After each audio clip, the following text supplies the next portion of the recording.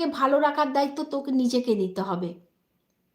আমি আমার যখন আমার হাসব্যান্ডের সঙ্গে কোনো মনোমালিন্য হতো, আমি কি করতাম? আমি ওই যে বলেছিলাম না আমি নিজেকে সাজাই। যখন আমি নিজেকে সাজিয়ে যখন আমি আয়নার সামনে দাঁড়াই, যখন আমার মনে হয় যে আমাকে ভালো লাগছে, তখন আমার মনটা এমনিতেই ভালো হয়ে যায়। আর ওই যে নিজেকে সাজাতে থাকি তখন আমার ওই দিকে মন যায়। আমার স্বামীর সঙ্গে কি হলো না হলো আমার ওইসব দিকে মন যায় না। নিজেকে সাজাতে থাকি, নিজের প্রতি ধ্যান দিই, নিজেকে নিয়ে ব্যস্ত থাকি।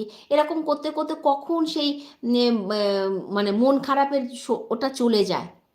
নিজের মনের মধ্যে আপনা আপনি একটা ভালো জিনিস চলে আসে। কারণ আমি তো নিজেকে ভালো করেছি। কারণ আয়নার সামনে দাঁড়িয়ে তো আমার নিজেকে তখন ভালো লেগেছে। হ্যাঁ, বাহ! বেশ ভালো লাগছে তো। আমার তো তখন ওইখানে মশগুল। কি অশান্তি হলো না হলো ওই দিকে অতটা নজর রাখি না। তার মধ্যে এমন না কি যে একদম মন খারাপ করে না, হ্যাঁ